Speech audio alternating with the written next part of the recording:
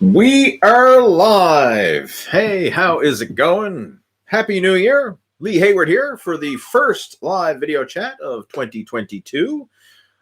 Hopefully you're having a good one, and I'm looking forward to jumping right into it. So before we get going here now with our live video Q&A, I want to make sure that everything's coming through loud and clear, that you can hear me, that you can see me, that is coming through loud and clear on your end. So as you're joining us now, please let me know, type into the chat window if this is coming through loud and clear. If you can give me a thumbs up there, let me know. That would be much appreciated.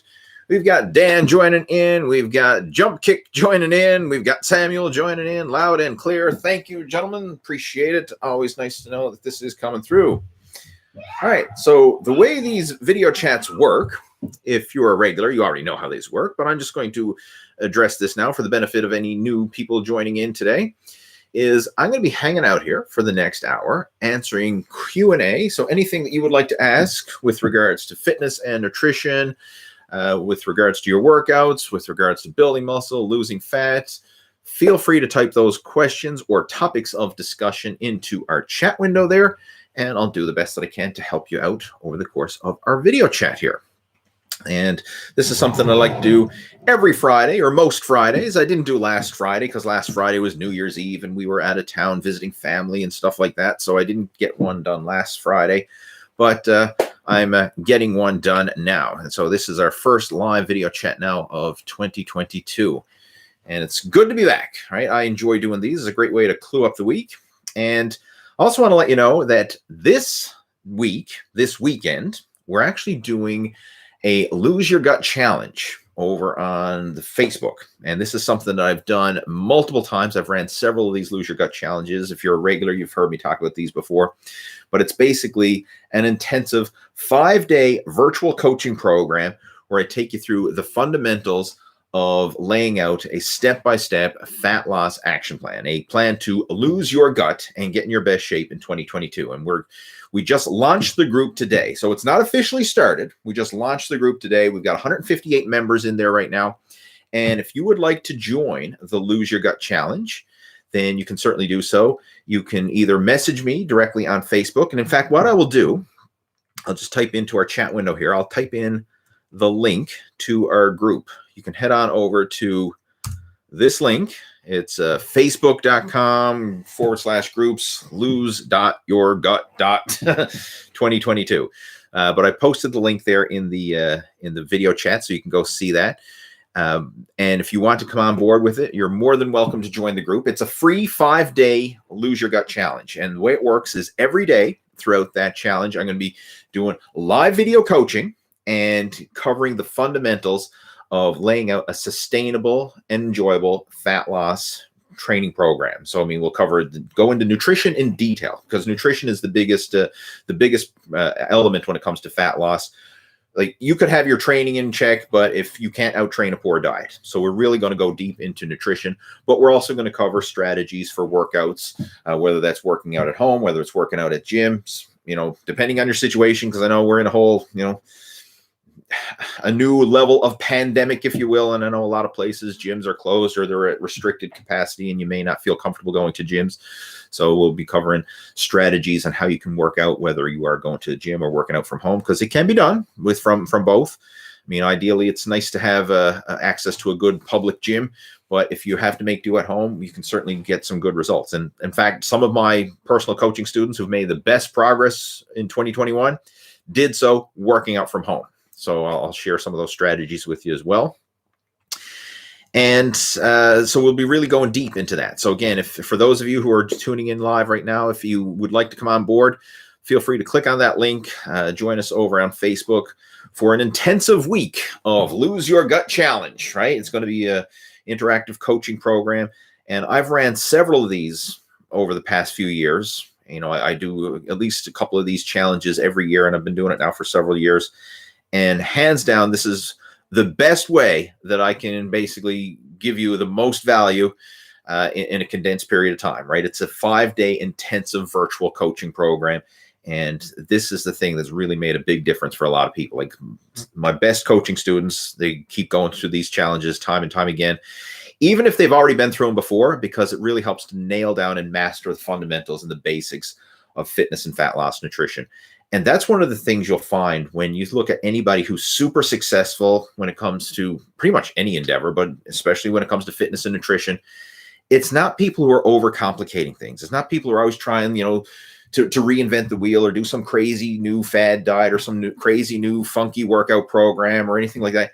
It's people who master the basics, and they focus on doing that day in and day out and really nailing those basics. And again, mastering the basics, not just understanding it and intellectually and all that stuff, but doing it and have it become an internal part of them, who they are, a part of their lifestyle, so that it's ingrained in them and they just start to do the fundamentals, master the basics, do it day in, day out without conscious effort and willpower.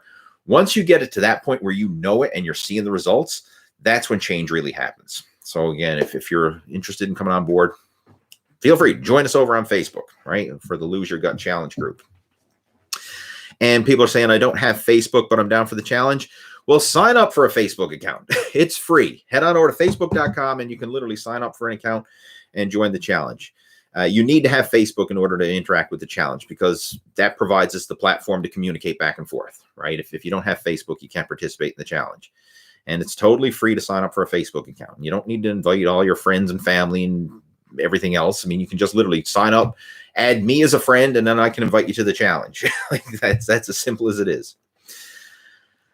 All right. So again, if you have any questions about that, feel free to message me or email me and we can chat about it. But today is the deadline to join. I just want to make that clear because we're going to be kicking it off tomorrow. All right. Let's jump in here and see what kind of questions we have. All right. First off, how was Christmas for you? How was the holidays and everything else? Did you get off track? Did you eat too much? Did you, fall off the rails? I'll be honest, I ate a bit too much over the holidays. I mean, like I always do. I purposely plan to. I mean, I'm going to enjoy my Christmas dinner and some celebrations and all that with the family. But it's temporary, right? I purposely plan for that. I enjoy it and then get the cravings out of the system and then get back on track again. And I'm going to be utilizing, the strategies that I'll be teaching in the Lose Your Gut Challenge to help me refocus and get back on track and basically kick 2022 off on the right track. So that's the whole purpose of this challenge, is to really help you to refocus your efforts and kick the year off on the right track, right? Not just have this be another fad, the whole New Year's resolution fad where people start off with the best of intentions and then, a few weeks later it all fizzles away like a fart in the wind. We want to make some permanent changes. So if you're up for that, I mean, I can certainly appreciate it. All right, so let's see who we got here. Daniel's joining in. We've got Eric joining in. Dario's joining in. Dario's saying, what are your thoughts on adapting traditional recipes to make them healthier, such as making a zucchini lasagna as opposed to a regular one? I'm all for that. Absolutely. I've got the with zucchini is such a versatile vegetable, because I've got the zucchini spiral machine where you can make zucchini noodles. You could have as a pasta alternative. You can do a lot of different things to make, your so-called regular recipes healthier. And I do that all the time. For example, simple stuff is if you're going to have, make an omelet, make it with egg whites instead of whole eggs, right? Boom. You just bumped up the protein, slashed the calories and the fat, and you made it a healthier option. You can do a lot of things. Like if you want to make a chili recipe, instead of using, fatty ground beef, you could use lean ground turkey, make a healthier version that way. I mean, there's so many ways that you can make, your traditional foods healthier by just using better ingredients or being more selective of how you prepare those foods. And that's one of the things that I really focus on a lot. And within the Lose Your Gut Challenge, we'll be covering some of that. In fact, that's one of the bonuses that you will be getting throughout the challenge, is some healthy recipes that are high in protein, delicious, low in fat, low in calories, and can really help you to stick to a fat loss eating plan and, enjoy the process without blowing your diet. But absolutely. I mean, and the cool thing about it, these days, there's so many recipes out there. Like you can go on YouTube. A lot of people got videos sharing, different recipes. I've got a bunch on my YouTube channel as well. A lot of people have healthy recipe cookbooks and stuff available. There's so many options available. There's no shortage of healthy meal ideas. And that's the key to making this sustainable, is you got to find ways where you can enjoy your eating and so that you feel satiated. You're getting your cravings and everything satisfied, but you're not blowing the diet in the process. And that's one of the cool things we have available to us now is there's so many healthier food options, right? It doesn't have to be the boiled chicken and broccoli diet anymore, right? You have healthy options that can make fat loss eating tasty and enjoyable.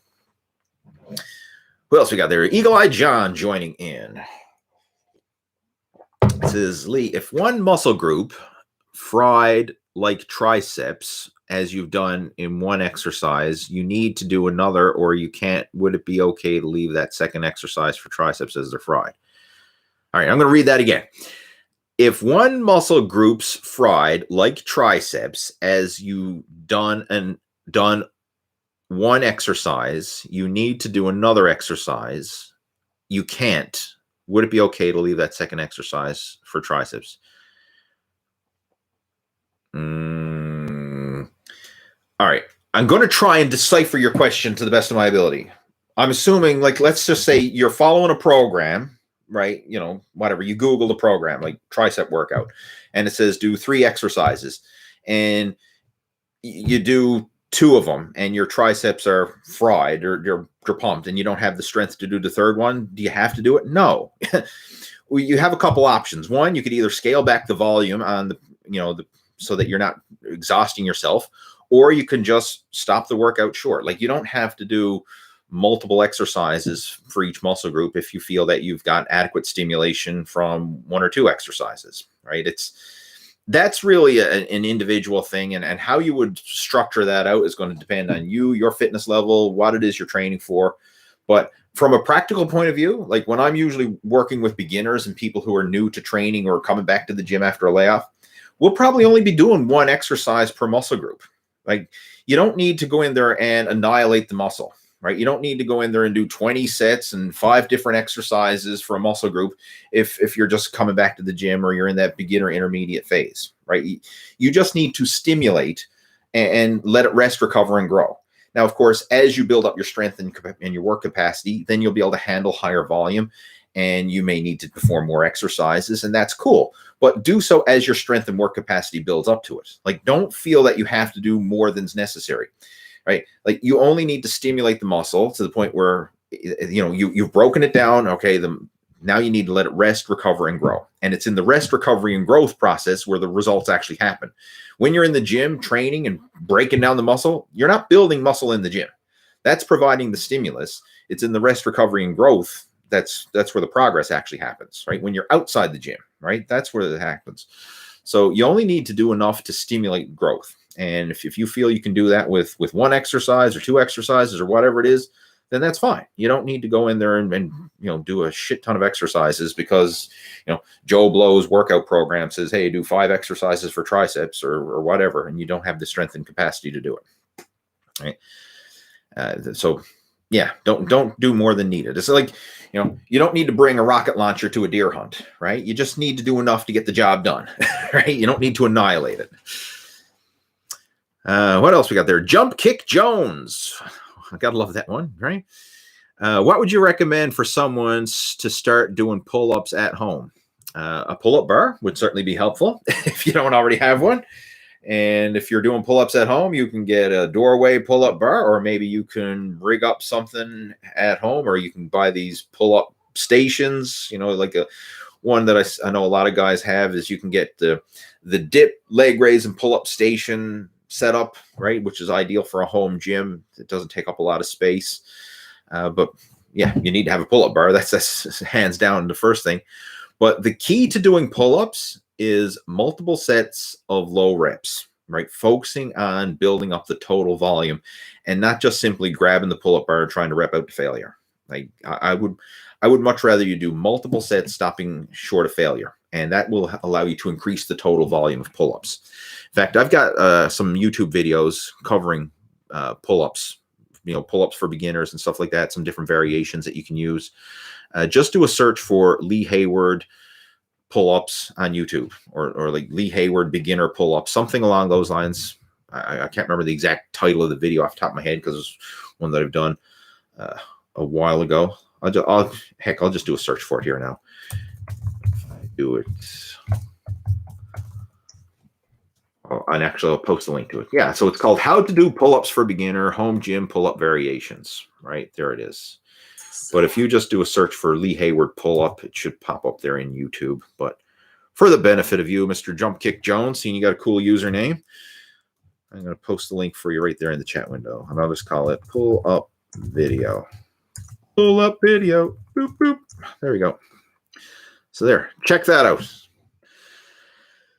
Moving on. Who else we got there?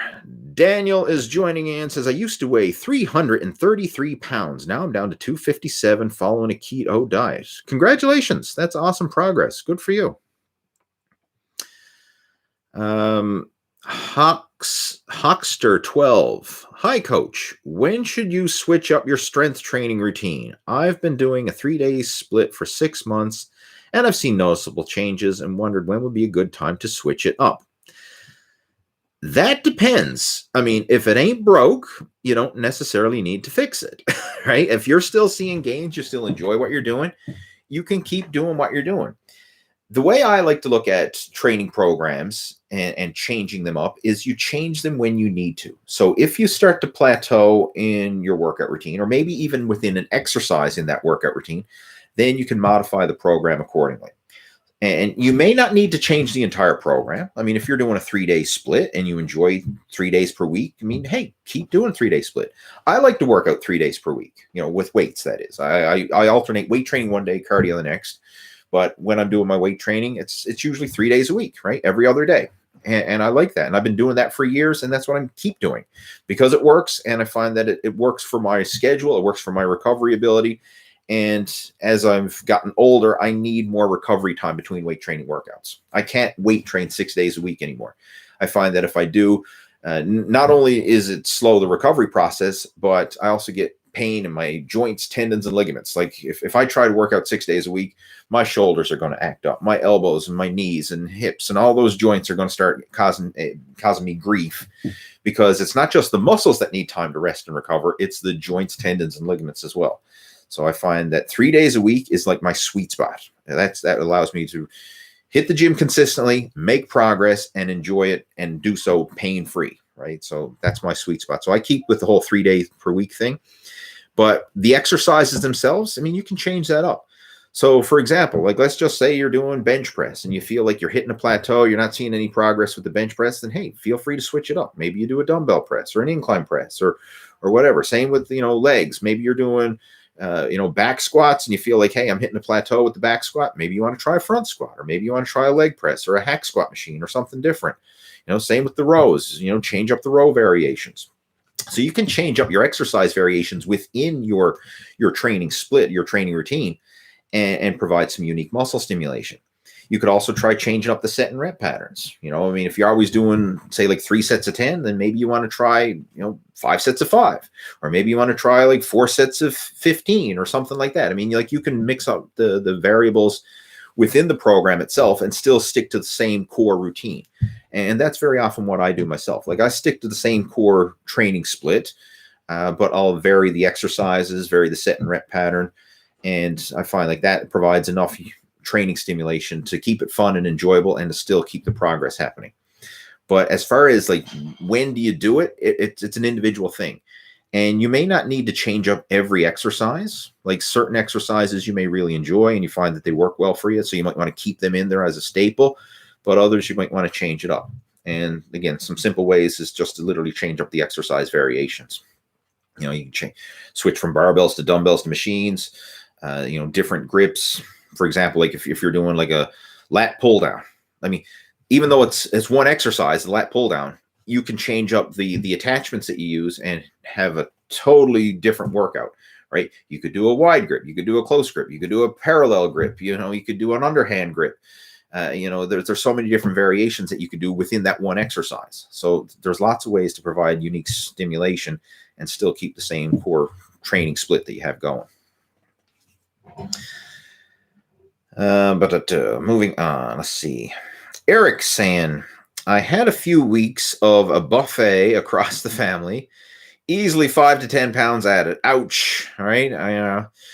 You're not alone with that one. I know a lot of people tend to put on the whole 5 to 10 pounds over the holidays, but I believe, Eric, you're part of the Lose Your Gut Challenge group. I think I seen your name in there when I launched the group there this afternoon. So we'll get you back on track towards not only losing that 5 to 10 pounds, but getting you moving closer towards your fitness and fat loss goals for 2022. But appreciate the honesty. And we have Jose joining in. It says, Happy New Year. It said he just finished a workout and noticed the live chat. Well, you're right on time. Good for you. Happy New Year to you, and hopefully you're having a good workout. And just speaking of workouts, I'm just curious for those of you tuning in now, are the gyms open in your local area? Are they closed? Are there any restrictions? Like, what's the situation now? Because our pandemic situation is kind of on the rise. If you know, unless you've been living under a rock, you know this. Here where I live in Newfoundland, fingers crossed, they've kept the gyms open. They've just reduced the capacity. So we're down to 25% capacity in the gyms. Now, that's not much, and it doesn't take a lot to fill up to 25% capacity, but at least the gyms are still open and we can still get in there and get a good workout. So, I mean, in my case, I try to go at non-peak hours, because if you go during the quote unquote, like after work rush hour, hey, good luck. It's going to be packed, or packed to capacity, that is. But, you know, in my case, I usually like go mid-morning or maybe even later in the evening. Like, for example, like after I do this video chat, you know, I'm going to head on over to the gym and get in a workout. So I'll be past the after work rush hour, if you will.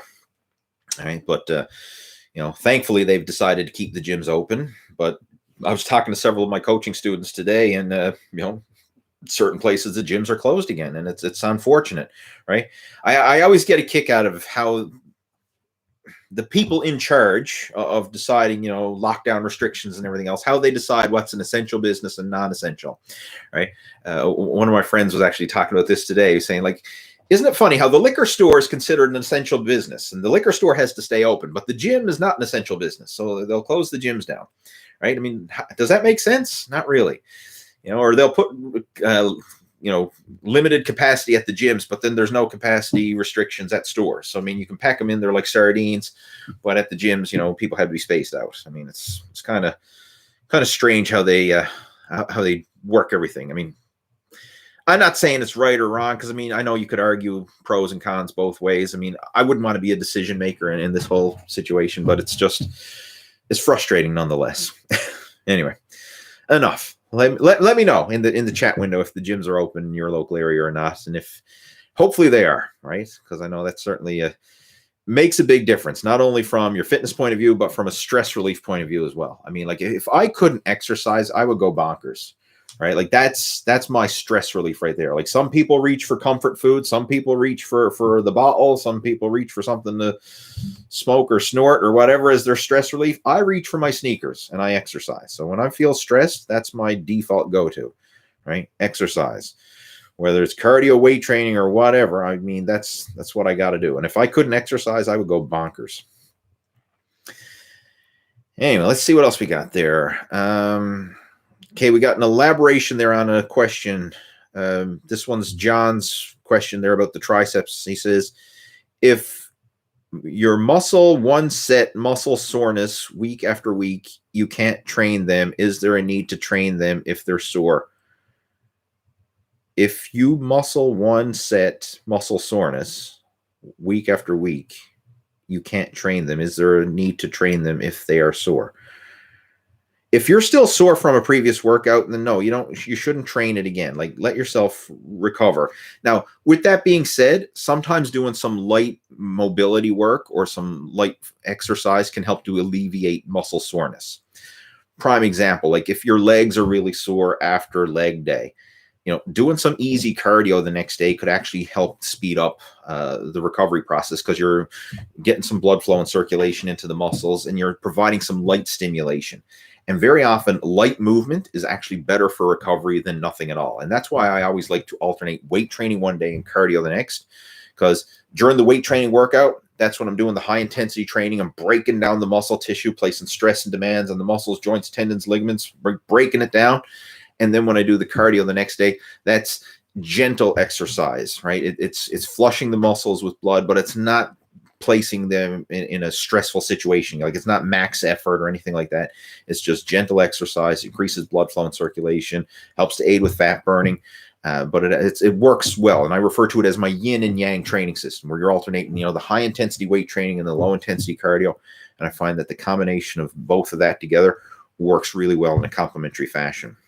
So if you're feeling extra sore after a workout, consider doing some cardio the next day, right? To help alleviate that and to help also burn some body fat in the process. Get the best of both worlds in there. This is from Jump Kick Jones saying, you have a question about habit building. Do you follow any particular methods for staying on track for a habit, like written list, an app, etc.? You could, especially in the early phases. Like when it comes to habits, the biggest thing is the consistency. And one thing that I've found a method that works for me. Now, everybody's unique. Like I know some people love recording it, writing it down, tracking it and everything else. I like to keep it super simple and place as few rules and restrictions on my habits as possible. So my big thing is I got to get it done. Like every day I got to get some exercise. Like that's a habit. I have to get it done, but I'm not strict on it. Like I don't get hung up on like, oh, it has to be weight training. Oh, it has to be cardio. Oh, it has to be at the gym. Oh, it has to be this or it has to be that. I'm very flexible with that. Like for me, I could do a home gym workout. I could go to the public gym and do a workout. I could do it in the morning. I could do it in the evening. I could do cardio. Like I don't really care as long as I get exercise done every single day. That's my habit. Now, again, more often than not, it actually works out to be cardio one day and strength training the next. And I find that works well. But even within those variables and those parameters, I'm very flexible, right? I don't have strict rules. And as far as tracking things, I personally don't track it because I know it's going to get done. But if you find that tracking is helpful, especially like when it comes to nutrition, like another one of my habits as well, like every single meal I have to have protein and veggies. That's a habit that I've developed, and I found it works really well. I don't have to write it down anymore because I just know every time I eat, I'm going to have protein, I'm going to have veggies. That's non-negotiable. That's in there, right? That's just the way it is, right? I have that built in there. Like it's to the point now where I know I'm going to do it. It's like, if somebody wakes up in the morning and they go to the coffee pot and they start their day with a cup of coffee, like, do they have to write it down? Hey, go to the coffee pot first thing in the morning? Probably not. It's kind of like ingrained into them that's just what they're going to do. They're going to wake up, they're going to turn on the coffee and they're going to have their cup of coffee or whatever it is that you do for your morning routine. That's the way I am with my habits at this stage of the game. But when you're in the process of building those habits initially, whatever you can do to make it easier, like whether it's writing it down. I tell you one that is very powerful. And I actually learned this trick from the book, Atomic Habits. And if you don't have a copy of that, I recommend you go get it, whether you get the Audible version, the hard copy version, or both. I've got both. Habit stacking. This is a concept that I learned from that book. And James Clear talks about this. And what it is look for things that you already have in place in your routine. Like everybody has certain things that they do automatically by default. Like we all are creatures of habit, whether they're good habits or bad habits, we all have habits. So if you want to develop a new habit, look for ways that you can stack that habit on top of something that you're already doing. And I'll give you an example from my own personal life of a habit that I wanted to develop that I was a bit slack on. Flossing my teeth, right? I brush my teeth, I rinse with mouthwash and all that, but I was a bit slack on flossing. And I mean, a lot of people probably are slack on flossing their teeth, right? You go to the dentist and what do? They always tell you, hey, you should floss your teeth more, right? So I wanted to build a habit of flossing my teeth. And what I've been doing, and it works really well, is every time I get a shower, right? As soon as I get out of the shower and dry myself off, I'm already in the bathroom. I reach for the dental floss and I floss my teeth. And how I got into this, because I'm thinking, well, I'm putting my fingers in my mouth, right? Because you're flossing your teeth. And I say, well, I want to, like, when is my hands the most cleanest? Obviously, right after a shower, right? My hands are not going to be as clean as they are after getting out of the shower. So I'm clean. My hands are clean. I'm already in the bathroom, right? I'm there. Hey, why not, grab the dental floss and floss my teeth? And it actually works out really well because then while I'm waiting for the mirror to de-steam after the shower and everything else, I mean, I can floss my teeth and that gives it a minute or two. And then of course I can, finish up, shaving and fixing up whatever you need to do in the mirror afterwards. But that's what I do. I get a shower and then I grab the dental floss. So I had the habit already. You can get me get a shower every day regardless, because that's just who I am and what I do. But now I've stacked flossing my teeth on top of that. And that's a simple way that you can incorporate habit stacking. And you can do that with other things, like a common one that a lot of people like to do, especially when it comes to workouts. Hey, I'm going to work out right after work, right? So, I mean, on my way home from work, instead of just coming straight home, I'm going to pack my gym bag in advance and I'm going to stop into the gym, do a workout, and then come home. So the habit is every afternoon I leave work, right? And instead of just driving straight home, I'm going to stack a habit in there. I'm going to go to the gym and then come home. I mean, that's what a lot of people do. And that's why the busiest time at the gym is usually the after work rush. But, it's a great way to stack a habit in there. Or maybe you do the opposite. Hey, every morning before work, I'm going to go to the gym.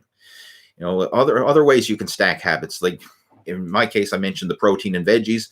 I mean, when it's mealtime, protein and veggies. Like the first thing that has to go on my plate, I have to have protein and I have to have vegetables, right? Every single meal. That has to be eaten first. Right. Once I get that in, then I can have some carbohydrates or whatever other foods that I want to have afterwards. But I got to make sure that there's protein and veggies in there. And if I can't get solid food protein and solid food veggies, then I'm going to have supplemental protein and supplemental veggies in the way of like protein powder or greens powder. But every meal, protein and veggies. That's non-negotiable habit. Right. So, I mean, you can use that habit stacking to make it easier to combine habits into your routine. Right. But like I say, there's all kinds of different strategies. And if you're looking for some practical strategies, including a lot of diet and exercise related habit strategies, get that book again, Atomic Habits by James Clear. I don't recommend a lot of books, but this one I would consider definitely a very valuable read for sure. I've gotten a lot of value from it. I mean, mine is all yellow highlighter, dog-eared, right? I went through it a lot because I get a lot of value from it. And Samuel Jones says he's listening to Atomic Habits right there now to supplement the coaching program. Awesome. Good stuff. Yeah. I mean, I've got the Audible version and I like both. If you really want to learn a book, I recommend listening to it and reading it and doing it multiple times. In fact, one of my mentors, he always says, like, the first time you read a book doesn't count. It's only the second time that it actually counts. Because when you go through it over and over again, you're going to pick up things or relearn things that you didn't get the first time. So listening to it, reading it, and then doing it multiple times so that stuff can actually sink in and that you actually start to apply it, not just hear it once and have it go in one ear and out the other, but actually have this stuff sink in. All right, moving on. What else we got there? AT's asking about beta-alanine. He says, is it useful or overhyped? I mean, it can certainly help. Is it a must-have? No, you can certainly make results without beta-alanine. I mean, bodybuilders have been working out for years without beta-alanine and have made amazing gains.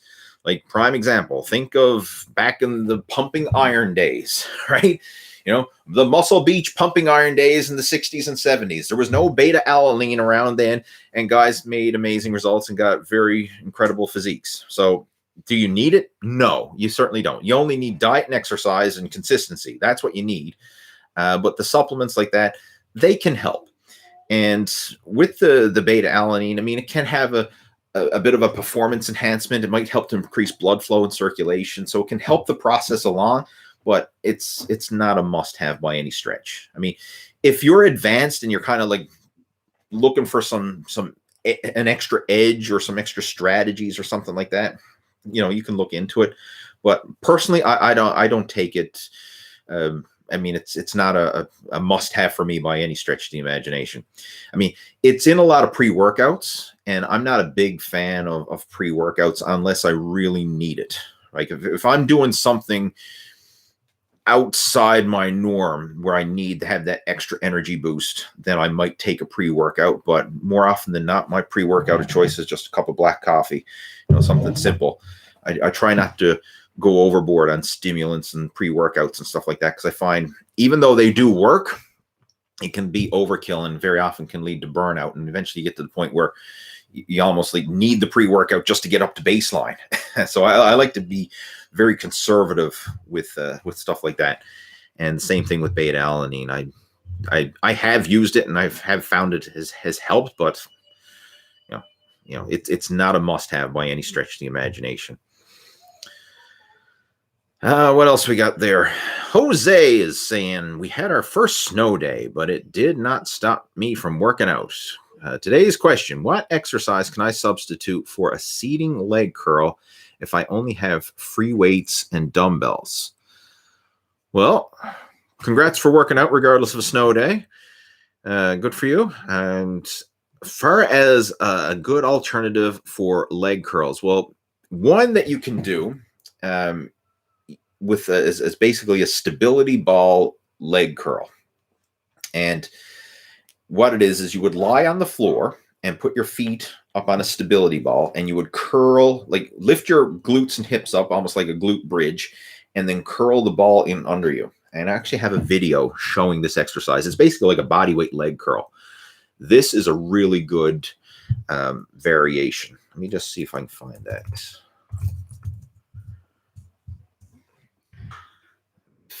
For you. Where is it to? I'm just doing a quick search there now on the YouTubes. Lee Hayward. But that would be a good one. And another thing you can do is, like, you don't even technically need to do leg curls. You could just do another hamstring exercise. And one, like, you could do like a stiff leg deadlift, right? That still works the hamstrings. You could do a good morning. That's another one that works the hamstrings. But if you want an actual leg curl substitute, then that's the one I would recommend, is the stability ball leg curl. I'm just typing that into our chat window for you there, so you can go check that out, Jose. Stability ball leg curl. This is actually just one exercise of a full leg workout video. So I've actually queued it up to the section there where it covers the leg curl. So you can go check that one out. It should be in the bottom of the chat window there. All righty. Where else are we? I lost my spot then because I scrolled down to the bottom of the chat window. It was Jose asking about leg curls. Where are you two?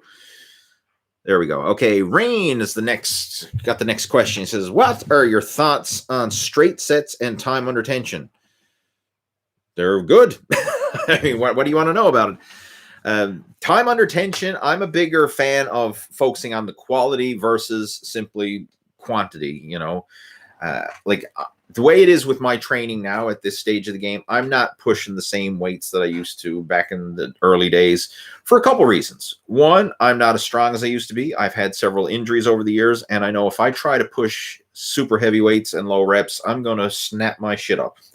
I'm going to pull, snap, tear, strain something, and I'm not interested in being laid up with an injury. So I focus more on the quality, feeling the muscles work, and more time under tension, higher volume of repetitions. So like for me right now at this stage of the game, like a set of 10 is a heavy set, right? I'm not in there doing 1 rep maxes or, like heavy, 5x5 or anything like that.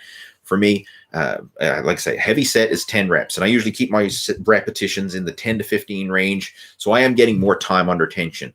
And a lot of times if I want to make the exercise harder, instead of always adding weight, sometimes I'll even slow down the tempo and really control it and get that good mind-muscle connection and feel the muscles working versus simply just piling on more weight. This is especially true when it comes to isolation exercises. I find it very helpful for those. And as far as straight sets, what I usually do is I always do progressively heavier warm-ups. So like start off with a lightweight, then do another progressively heavier warm-up, and then usually by the time I've got that done, I can be up to my heavy set of 10 reps, if you will. Like that's usually the way it works for me. But I always start off light and progress heavier. I don't ever just jump into the heavy set right off the bat, unless I'm fully warmed up and maybe it's an isolation exercise or something like that at the end of the workout. But more often than not, I always start off light and do progressively heavier warm-ups. Like a general rule of thumb, if you're looking for your workout warm-ups, for your first set, do about 50% of your top working weight. For your second set, do about 75%. And then for your third set, you can jump into your top working weight. Like that's ideal for most bodybuilding exercises where you're in that 10 plus rep range. Now, obviously, if you're doing a big, heavy compound lifts, bench presses and deadlifts or squats or something like that, you probably need even more progressively heavier warm-up sets. But for most, of your general exercises, that will probably be plenty. 50%, 75%, and then go to your top working weight. That's the way I would recommend. And then, obviously you can do as many sets at your top weight that you want based on your training program that you're following. But yeah, I'm a big fan of more quality versus simply just trying to lift heavier, right? It's all about sustainability and longevity at this stage of the game. I'm not trying to impress anybody or set any records or anything like that. Okay, Eagle Eye John says, yep, that's what I mean. Okay, so I deciphered Eagle Eye John's questions. All right, good stuff. Glad to help. Stuart is joining in. He says, Happy New Year. Lee, have you ever torn a rotator cuff? And if so, how long did it take to recover? I've been struggling for about 4 months now, even with regular physio. Knock on some wood. I've never torn a rotator cuff. I've torn other muscles, but not the rotator. And maybe it's just fluke, I don't know, but I do always warm up my shoulders prior to every weight training workout. And this was something that I really got into back in my early days when I was doing martial arts. And I got into this because when I was doing martial arts, our Sifu, my martial arts instructor at the time, he was a big advocate of doing warm-ups, especially for the shoulders, the neck, and like all the major muscle groups, really. But that was one of the things, like prior to every session, we would go through a thorough warm-up routine, starting with the neck, warming up the shoulders, and doing all kinds of different mobility drills, for the torso, the hips, the elbows, the knees, everything. So I've always been right from my early days of weight training, when I was a teenager, got into doing proper mobility and rotator cuff work to help keep those areas mobile and healthy. And I think that's probably helped me to prevent injuries in those areas. Because I find that a lot of rotator cuff injuries occur when you push too much and you're not thoroughly warmed up. Now, it can still happen if you push too hard, too heavy, and you just tear something because you overexerted yourself. But knock on wood, I've never had to deal with that. I know it can be very frustrating, and in some cases, you might not just be able to physio it away, right? It may require surgery depending on the degree of the injury, but I will give you a heads up. When it comes to injuries, they can sometimes take a long time to fully heal. Like, for example, I've torn biceps. I've torn a muscle in my lat tie-in area up here in my right armpit. That was my first major injury that I had, my first muscle tear. That took over a year for it to fully recover, to the point where I was back to doing regular workouts again. So you're still only 4 months in. I know 4 months sounds like a long time, but when it comes to injury recovery, it could literally take 6 months or a year or more. But you should be seeing progress, right? Like at this stage of the game, that's what you want to focus on. Like, are you seeing progress? I mean, even if it's not 100% yet, that's fine. But is it better than it was? If it's better than it was, you're on the right track. Just keep focusing on the progress, not the perfection. But if you're not seeing progress and, you're 4 months and it's still just as bad as it was, then you might want to look into seeing like what's going on here, because you may need to, it might require surgery or whatever. Because if you have a full-on tendon or ligament detachment, like it's not going to heal on its own. Like that needs to be surgically repaired. But if it's just strained or like a partial tear, then, you might be able to rehab it with physio. But again, it's just to give you a heads up. Injuries take a long time. And that's why I'm such a huge advocate of injury prevention, because there's nothing else that's going to slow down your progress more than an injury. Like if you do an easy workout, that's not going to slow your progress. Big deal, right? You can always pick it up and do a more challenging workout the next day. If you skip a workout, that's not going to hinder your progress. I mean, again, big deal, right? You can always pick it up and start again the next day, right? But if you go in there and you do too much too soon and you pull, tear, strain, snap something, you get injured, that's definitely going to set you back. And in your case, I mean, you've been set back 4 months and you're still not anywhere near recovered yet. So that's the only thing that's going to really set you back, right? Like of all the things that you could do, right? Like skipping a workout, cheating on your diet or anything like that, like in the greater scheme of things, it's only a minor little bump in the road. But an injury, that's a major kick to the nutsack right there. That's going to set you back big time. All right, moving on. Anyway, Keon is joining us. He says, yo, I haven't been on one of these live streams in forever. Hi, Lee. Hi, Keon. Welcome to a live stream in forever. We have Black Phoenix joining us. Oh, the first YouTube video fitness guru I've ever followed. How are you keeping, Lee? Looking well. Thank you. I appreciate it. I'm doing great. Had a good Christmas holiday and off to a good start now in 2022. All right, Keon's got a question. Says, I started training low volume in October and my strength skyrocketed. One working set plus a set of 12 to 15 reps, then a rest pause or a drop set. Hey, if it's working for you, you're enjoying it, you're seeing progress, then by all means, keep doing it. That's awesome. Glad to hear it. And I actually like that, how you're incorporating, the heavy set and then doing a higher rep set afterwards, because you're working different muscle fibers, right? Like the heavier low rep set and then the 12 to 15 higher rep set, right? You're getting both areas, you're getting the strength and the power as well as the higher volume hypertrophy work in there.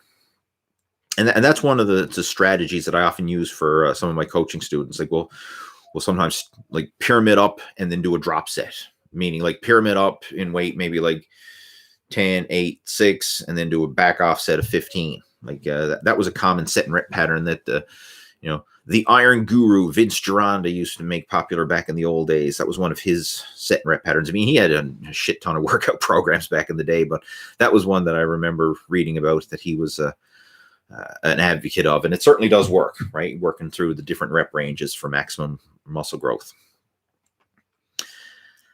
Raf is joining in. He says, are BCAAs any good? Yes, they are, but I think EAAs are even better.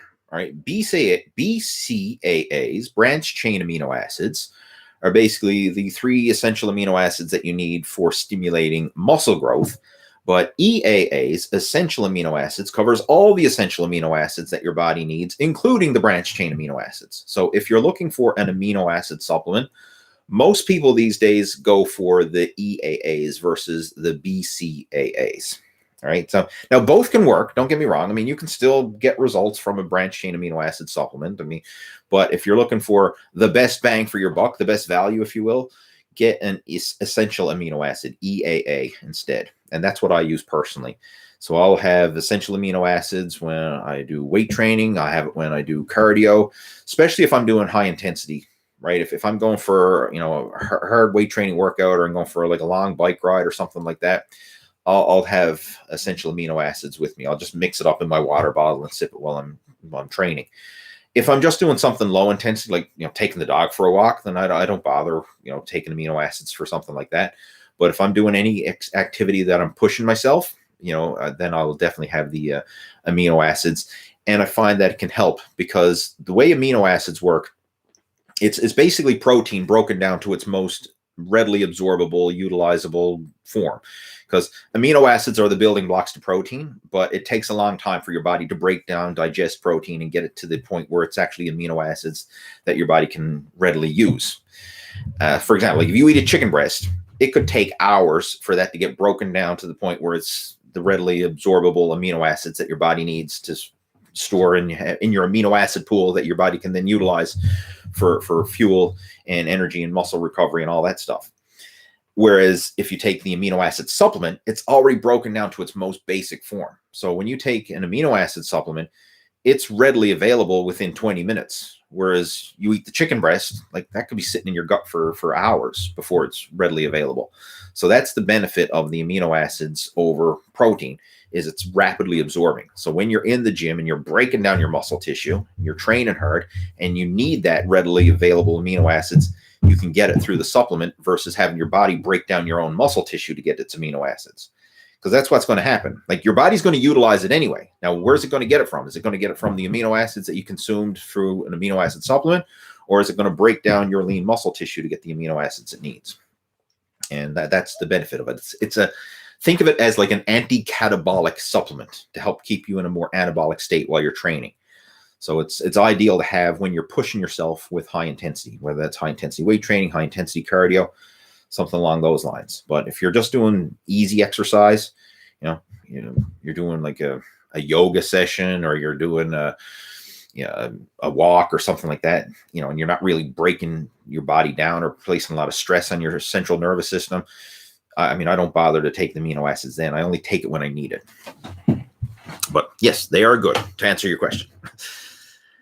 Dante is asking, what are your thoughts on digestive enzymes? They are helpful as well, especially if you have any gut issues. Like if you have any issues digesting food, especially protein food, which tends to be some of the hardest food to break down and digest, digestive enzymes and probiotics and things that can help with gut health can certainly help with this. I know some people who digestive enzymes are a must, like, if they've got digestive issues, because generally the way it works is when you're young and healthy and everything's working right, your body naturally produces a lot of digestive enzymes. And that's why, like, young people and teenagers, they can pretty much eat whatever they want and it doesn't cause any, upset stomach, heartburn, indigestion, anything like that. They can eat like a pig and digest it and everything works fine. But the older you get, the more sensitive your stomach is. And that's why you see a lot of older people, right? They're popping Tums and antacids and everything else because they eat food and their body just can't digest it properly. And it's causing all the, the gut issues and the heartburn and all this type of stuff and indigestion, right? And bloating and gas and whatever. If you suffer from any of that stuff, then supplementing with digestive enzymes can certainly help. And generally the way it works is the older you get, the less natural digestive enzymes your body produces. So supplementing with them can certainly help, to break down the food, make it more comfortable, and get the most nutritional value from your food as well. So it really, like anybody could take them. There's no harm in taking them. It's not like, it's going to cause any problems, but the people who need them the most are people who have gut issues. So if you're suffering from gas, bloating, heartburn, all that kind of stuff, then digestive enzymes can certainly be something you should certainly look into. All right. Black Phoenix is asking, how do I currently split up my training? I've already kind of touched on this, but I'll just touch on it again. I do a weight training one day and cardio the next. That's more often than not how I split it up. And I'm a fan of total body workouts. So usually I will do a total body workout or maybe, and now I may prioritize certain areas more than others. Like I'll sometimes have an upper body dominant day, and then I just do like a less volume for lower body, or I may have a lower body dominant day and a little bit less volume for upper body. But generally speaking, I try to hit multiple muscle groups within my workouts, and I kind of do focus on total body. But I will vary the exercises. Like I'll change it up. And the reason why I like total body workouts is because, one, there's a lot of variety. Right. Hitting multiple muscle groups. So, I like that type of stimulation and that variety. But another big thing is I don't get painfully sore in any one area. Like if you go in there and you have chest day and you do 20 sets for chest, okay, your chest is painfully sore the next day. Or you go in there and you do leg day and you do 20 sets for legs, and then your legs are so sore you can't walk up a flight of stairs or sit on the toilet the next day. Like I don't like that delayed onset muscle soreness, that really painful feeling that you get when you go in there and just annihilate the crap out of a muscle group. I'd rather do a little bit of stimulation and then let it rest, recover, and grow, and then do a little stimulation and rest, recover, grow, and do that more frequently versus go in there and just blast a muscle group and then only hit that muscle maybe like once a week. So with the total body workouts, I'm literally hitting all my major muscle groups with lower volume, but I'm hitting them 3 times a week. And what I do as well is I'll vary the exercises. So it's not that I'm going to do the exact same exercises every time. Like I might do a chest press one day. I might do a dumbbell press the next day. I might do dips the next day, for chest, that is. With legs, it might be squats one day. It might be some leg curls and leg extensions the next. It might be, leg press the following day, right? I'll change it up, right? So I'm hitting the bodies with different exercises, but I'm still hitting the same major muscle groups. And if you want to see an example of it, how I do train, I've got a sample program right up on my my main YouTube channel. Just go to, once this video is done, head on over to the main channel. And there's one there called the Father and Son Workout Series. And it's literally 3 days a week, total body workouts. And this was a workout split that I did last year with my old man. And I took him through this, but that's very similar to how I train now. Like, I mean, I may vary up the exercises, but it's still that same basic structure, right? Of total body workouts, 3 days a week, and then varying the exercises with each workout. But that's the way I usually like to do it. And I really enjoy that because I find it works well and I'm able to recover from it and, knock on wood, stay injury-free, which is the biggest thing of all, staying injury-free. All right. Is there a good diet for morning workouts for upper body it is just not tiring to work out after each set? That's from Siam. Is there a good diet for morning workouts for upper body? Right? Very specific. First off, eat before you work out. Like if you're finding that you're in the gym and you're running out of energy or whatever, like eat something before you work out. Now, it doesn't have to be anything heavy, but maybe like a protein shake and a piece of fruit or something easy to digest. Right? Just something to give you a little bit of energy to run on. And that should help, because this is something like a lot of times people will do fasted workouts in the morning. And, if it works for you and you can get by and you've got good energy for a fasted workout and you enjoy it, then, hey, go for it. Right. I mean, I've done fasted workouts in the morning and I've gotten good results from it. But I find like a lot of times doing that, it sometimes limits your exercise performance because you're literally running on empty. And then sometimes it might make you extra hungry and then you end up overeating afterwards. So one thing that I've started doing myself, and I've actually recommended it to several of my coaching students as well, is instead of focusing on post-workout nutrition, which is what a lot of people do, focus on pre-workout nutrition. It's actually better because when you have pre-workout nutrition, you're providing your body with some nourishment and fuel to run on, and that'll actually aid and carry through right onto the whole recovery process afterwards. So it's like a head start of the post-workout nutrition because you're getting it in earlier. You actually have that energy to run on while you're in the gym, and it's still digesting and breaking down after the workout. So it helps to aid with the whole post-workout as well. So one thing that I've gotten more into in recent years is being more particular about pre-workout and intra-workout nutrition, not so much on the post-workout, right? Because I find like by the time the post-workout comes around, like, the training's done. And all you're doing is refueling the tank at that point. But if you're focusing on pre-workout and intra-workout, i.e. having a nice pre-workout meal, something that's easy to digest and provide some fast-absorbing energy, and then the amino acids, like we talked about earlier, while you're during the workout itself, that provides the fuel you need to help keep your body in a more anabolic state and give you some energy to run on. And then afterwards, you can basically just eat your normal meals afterwards without having to go overboard.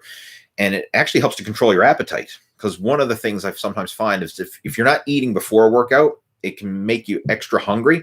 And then a lot of times people overeat afterwards. And you end up consuming way too many calories because you're just so famished afterwards.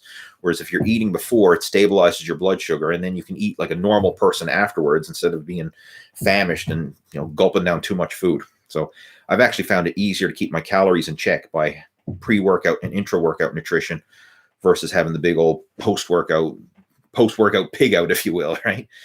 So that might help you as well. And another thing you can look into as well, especially for morning workouts, like good old caffeine. I mean, I don't know what your stance is on that, like if you're doing any pre-workouts or coffee or any sort of caffeine supplement, but just, even if it's as simple as having a cup of coffee before you go to the gym, like that can give you a nice little mental and physical pick-me-up, right? That little bit of energy, just a mental clarity, and it does. Like caffeine is an energy and performance booster, right? Now, I mean, obviously you want to do it in moderation, but that can certainly help give you some extra energy for the gym and for your workouts as well. All right, we have Gary joining in. Hello, fitness fans. Hello, Gary. How are you? Says, I just started eating oatmeal in the morning, and I found out it makes you sleepy. Well, I guess it could. I mean, I eat oatmeal in the morning, and I don't really find it makes me sleepy, but I guess it could, depending on how your body reacts to it. Interesting. I don't know. I don't know if that's a question or just a statement, right? One thing you could try, if you find eating carbs earlier in the day makes you sleepy, you could try focusing on more protein and vegetables instead. Like maybe instead of having the oatmeal, you could probably have like an egg and veggie omelet, right? Get some protein, get some veggies in there. Because carbohydrates, for some people, it do make them feel sluggish and sleepy. So if you find that is an issue, you might want to keep the carbs a bit lower and then save them for later in the day if that is an issue for you. I mean, I've done that myself in the past, and I found that protein and veggies and healthy fats, like, they don't make you feel sluggish like high carbs can. So you might want to play around with your nutrient timing in that sense and focus more on the protein, veggies, and healthy fats early in the day, like for breakfast and lunch, and then, eat the majority of your carbohydrates later in the day. Might help you to feel more relaxed and more sleepy when you want to feel sleepy, like later in the day. It's just a simple strategy, but something you could experiment with and see if it makes a difference. Let's see what else. Keon said he just finished training back. Good for you, my friend. Hopefully you had a good one. And Raf says the gyms are open and there's no restrictions during the pandemic. Well, that's good. I'm glad to hear that. Right? It's crazy because, like, I've got coaching students like from all over the world, like people over in Europe and in Australia, Canada, United States. I mean, and depending on who I'm talking to, like, it's a different world in each place. Like, Canada's super strict with their restrictions. The United States, like the Wild Wild West, anything goes, depending on the state now, of course, because I mean, some states are strict, some aren't. And Europe is pretty strict. Like, they're back in the whole lockdown situation again in a lot of places. I mean, it's just crazy, right? It really is. But hopefully you're able to get a workout in some way, some shape, some form, whether it's a gym, a home, or whatever, right? Make the best of the situation. That's the most important thing. Right? Like, here's Gary saying they don't even require masks at his gym, right? It's in Connecticut. I mean, here where I live, like, if you go into any public place, you have to wear a mask, right? And to go to the gym, you got to be fully vaccinated as well, right? So, I mean, it's right. That's just rules. Gyms in LA are open. Well, that's good to hear. Gyms are open in the UK. Good stuff. Awesome. All right. A lot of people just talking about the gyms because I know I was asking about that earlier. So I'm getting to those comments there now. All right. All right. Let's see. I'm just scrolling through some of the comments there now to see if there's any more questions because I'm getting ready to clue it up. I've already been blabbing on here for over an hour. So I'm just doing a quick scan of the video chat there now to see if there's any final questions before I clue it up.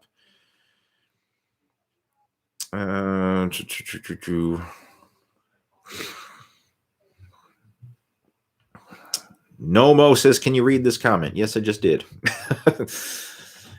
What else is there? Okay, I think there was a question just in.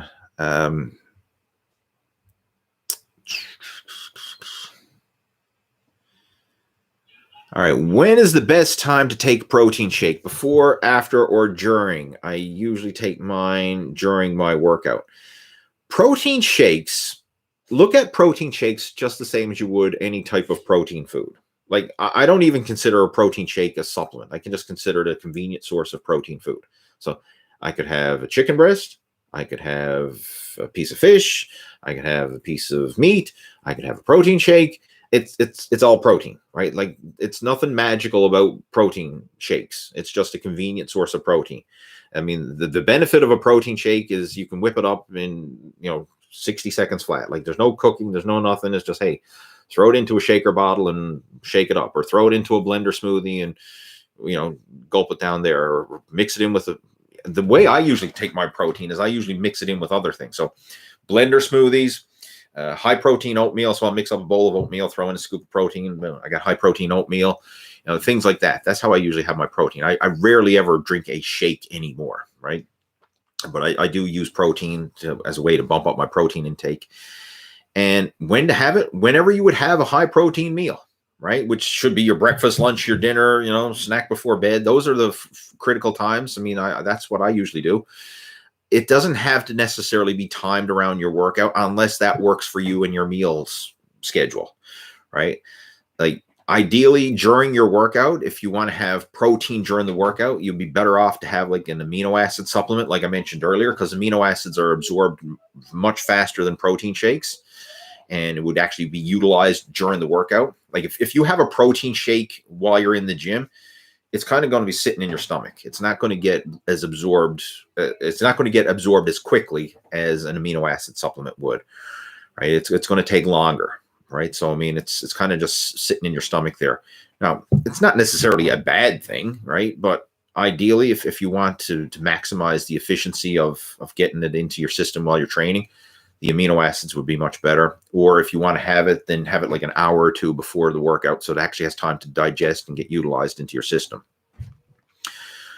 Or you could have it after. But bottom line, just look at your protein shakes as another source of protein food. Like when would you have protein? When would you have a protein shake? It's the same thing. It's just a convenient source of high protein food. That's pretty much it. There's no magic. Like a lot of people say, oh, well, what's the best protein powder? You know, when should I have my protein powder? Should I mix it with this? Should I mix it with that? Like it's nothing magical about protein powder. It's just another serving of protein, another source. Right? It's like trying to say, like, what's the best way to have a chicken breast, right? You just eat it. All right. What else we got there? What method helps to get strength back after having December off and eating a buffet everywhere you go? I feel weak. I'm trying to train with my past lifting weight. What are your suggestions? That's from Eric. Whenever you take, okay, you took a month off, you got to start back off like a beginner. Like you'll be amazed at how fast you can lose strength, and vice versa. You can gain it back pretty quick as well. But if you take a month off, your strength, your fitness, your endurance, your work capacity, everything is just going to blah, blah, blah. Like you will lose strength very quickly. And like a month off, you can lose a lot. Now, the good thing is within a few weeks of training in, you can gain it back. But in those few weeks in interim, you need to train just like a beginner again. So ease your way back into it.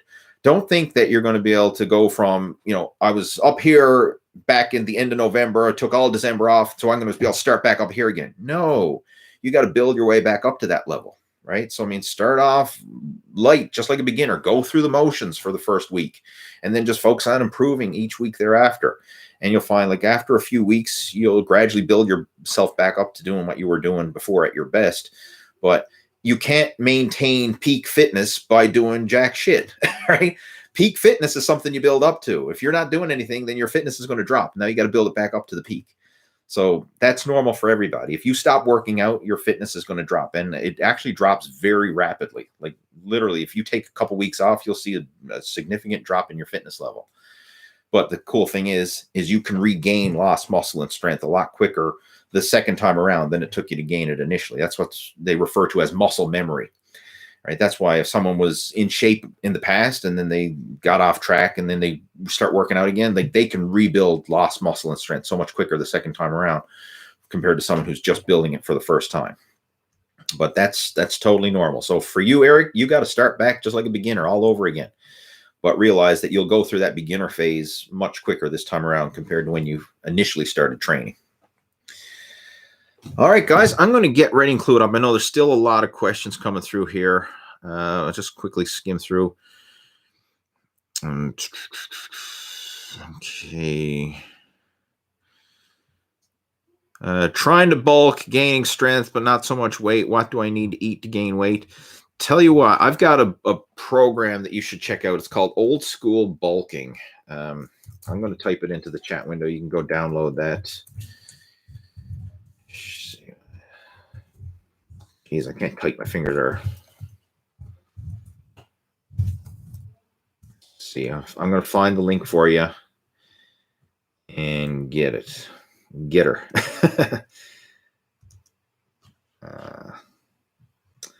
Why is that not working for me? Let me see here now.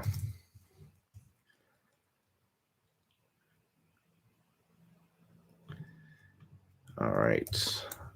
There we go. Okay, it's Old School Bulking 101. It's a free PDF download that I have.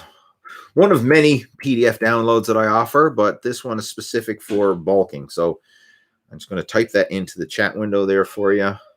And this one is for Calum. All right, so the Calum, this is for you. It's old school bulking 101 PDF. Right, just go to that link and you'll be able to download a free copy of it. And that covers a sample eating and training program to help get you on the right track for that. RR saying, does partial lifts and holds translate into strength gains, and how often is too often? That's a lengthy question, but I'll just quickly summarize it. Yes, it can help, but you still need to incorporate full range of motion lifts. You cannot do partials or static lifts exclusively. You want to do full range of motion and then add in that as like supplementary work. And this is something you see a lot of powerlifters do. For example, I'll give you a prime example. Like they might use power rack lockouts to help strengthen us, build up their body's ability to handle the heavy weight and just get used to the feel of the heavy weight, but they still need to go through the full range of motion to build full strength, right? Just working the partial lifts and the partial range of motion doesn't mean you'll be able to handle that in the full range. Like go into any gym and you'll see lots of guys like doing squats with like 3 plates aside, and they're only doing these little partial quarter reps, not even going anywhere near parallel. And then ask them like, okay, well, sink down, ass to the grass. And like, if they did, then they wouldn't be coming back up, right? Like you need to build that full range of motion strength. And generally speaking, like it does help your strength. Don't get me wrong, but I've seen it where guys who get strong in a full range of motion, like then they can handle a lot more weight when they do partial range of lifts. But sometimes guys who are only doing partial range of motion lifts, they don't have that strength in that full range of motion. So you need to incorporate both, right? So ideally, what I would recommend if you want, like do your full range of motion lifts first, and then maybe throw in some heavy partial lockouts at the end or some heavy static contraction work at the end. But make sure to get that full range of motion work in there as well. Don't neglect the full range for the sake of partials.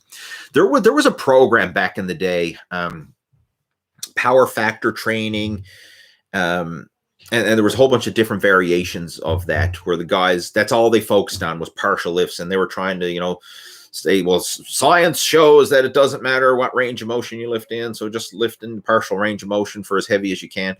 And yes, that's better than nothing, right? Anything's better than nothing. But from a practical point of view, like if you want to maximize your strength and muscle development, you need that full exercise range of motion. And then, adding then the partial work can help to take it to the next level. But, don't rely exclusively on partial lifts. What else we got there? What's your general feeling on taking pre-workouts, BCAA? I already covered that, so I'm not going to address that anymore. That's one from Mark. Mark, if you're just catching this, I already covered pre-workouts and BCAAs and stuff earlier in the video chat, so catch the replay if you're tuning in right now. Does deadlifting make waist a block or hold it tighter? Deadlifting, I mean, it's certainly going to help to strengthen and add muscle to your core, but it's not going to necessarily make your waist a block. Like the amount of muscle you will gain from squats and deadlifts, for most people is minuscule. Like if you're worried about keeping your waist small, focus on your nutrition and losing body fat, not eliminating squats and deadlifts. Is creatine good for a 14-year-old? You could take creatine at 14 if you want, but it's not a must-have, right? I'd focus on the fundamentals of diet and exercise first. Which do you prefer, air bikes or spin bikes, and why? I've used spin bikes myself, but both can work. I like using my indoor. Well, I got an indoor trainer and I race on Zwift, so I like that. That's why. But both can work. From a cardiovascular point of view, it really doesn't matter. I mean, you can get your heart rate up and work with either type of bike, but I personally prefer using the Smart Trainer for my cycling, and I use Zwift. What else we got there? Neil saying, hope you're doing well. Sometimes coffee makes me sleepy when you treat it as a pre-workout. Not sure why. That's weird. I've heard of some people saying coffee makes them sleepy. I don't get that. Like for me, coffee wakes me up, right? But I guess everybody's different, right? Like what works for some people don't always work for everybody. So at least you're aware of it. So if coffee makes you sleepy, don't have it pre-workout. All right. What else have we got there? Is there any evidence about 24-hour fasting? I'm not an advocate of fasting. I'll just leave it at that. All right. I don't have time to go into it now because I'm trying to clue it up. I'll address fasting in a future video, or maybe, you know what? I'll probably even discuss it during our Lose Your Gut Challenge, right? That'd be a topic because that's where we're really going to focus on this. I would like to know if it's safe to still work out while on any type of nutritional diets like the AIP autoimmune protocol diet. I'm not familiar with the autoimmune protocol diet, so I'm going to have to pass on that question because I don't know what you're talking about. I'll have to look it up. Eric saying, thanks, Lee, for your advice. You're welcome. And I'm looking forward to following along with your progress during the Lose Your Gut Challenge. Okay, what else we got there? Pain in the left shoulder and right wrist won't go away, which affects my workouts throughout the day. Any suggestions? Torpedo, that's who's asking this question. If you have some unexplained pain in the shoulder and the wrist and it won't go away, do a search for Lee Hayward unexplained finger pain. I've got a video, and what it's about nerve impingements in the neck. And this was something that I suffered from a few years back. And I was, how it expressed itself for me is my right index finger was just painful and numb all the time. And I couldn't explain why. And it just came on like all of a sudden. It was like, I was fine in the morning. And then in the afternoon, I was like, what the frick is wrong with my finger? It was almost like it was asleep and numb all the time. And it was like pins and needles sensation. And it was lasting, and it was going on for like a couple weeks. And it was like, this was driving me nuts. I don't know what the hell is wrong with my finger. And I was, trying to like, wash my hands in hot water, see if I get more circulation. I was taking, painkillers like, ibuprofen and aspirin and stuff. And nothing was helping. Like my finger was just numb all the time. And it was driving me nuts. I was like, what the hell's wrong with this? So I went to my doctor and, did a checkup and everything else. And what it ended up being was an impinged nerve in my neck, because all the nerves in your body like run down through your neck, through your spine, and then out into your limbs and your extremities. So if you're getting any weird unexplained pain that won't go away, it's probably a root cause of an impinged nerve in your neck. And I made a video talking about this and talking about the rehab exercises that I did. And it was neck exercises. Some were lifestyle changes, like, adjusting your head position, sleeping position, pillow choice, all that kind of stuff to help keep your neck and head in better alignment. But there was a lot of exercises. There are specific exercises for the neck to help align it and to reduce the stress on the nerves. So check that out. Just do a search for Lee Hayward unexplained finger pain. That's the title of the video, and it's on YouTube. So when this is over, go do a YouTube search for that. And I think that'll probably help point you in the right direction, because it sounds very similar to what I was going through. And that's probably what it is. All right, guys, I'm going to clue it up. I think that's all the questions that came through there, all the practical ones. I know there's a few other jibber-jabber questions and comments coming through, but that's all the main questions. So hopefully you enjoyed the video chat. I enjoyed doing it. I always enjoy these. So again, Happy New Year. First live video chat of 2022 in the books. And I will be back again here next week, same time, same place. Have yourself a good one and have a good weekend, and I'll talk to you soon. Take care. Over and out.